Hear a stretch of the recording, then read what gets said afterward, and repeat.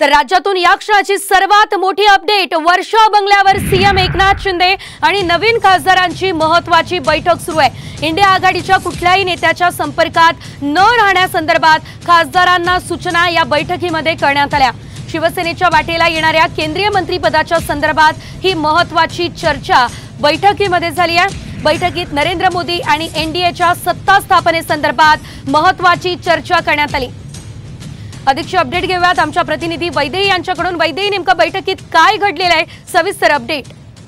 नक्कीच जर आपण बघितलं तर दिल्लीमध्ये कालची बैठक झाली। या बैठकीमध्ये नरेंद्र मोदी यांनी 21 राजकीय पक्षांचं समर्थन घेतलेलं आहे। याच्यामध्ये शिवसेना एकनाथ शिंदे गटाचा देखील समावेश आहे। आणि आज आपण बघतोय की वर्षा बंगल्यावर एक महत्त्वाची बैठक सुरू आहे, ज्याच्यामध्ये शिवसेनेचे निवडून आलेले 7ही खासदार या बंगल्यावर उपस्थित आहे। आणि यांना एक महत्त्वाची सूचना जी आहे ती एकनाथ शिंदे यांनी दिलेली बघायला मिळते आहे। त्यांचं असं म्हणणं आहे की इंडिया आघाडीच्या कुठल्याही नेत्याच्या संपर्कात राहू नका, अशा सूचना ज्या आहेत त्या देखील एकनाथ शिंदे यांनी आपल्या खासदारांना दिल्या असल्याची माहिती सध्या मिळते आहे। कारण एकीकडे एनडीए सत्ता स्थापन करणार आहे, त्याच्यामुळे निश्चितच एनडीए सोबत शिवसेना कायम असल्याची भूमिका आहे आणि याच्यामध्ये कुठेही दगाफटका होऊ नये यासाठीची खबरदारी म्हणून अशा पद्धतीचे आदेश दिल्याचं कळतंय।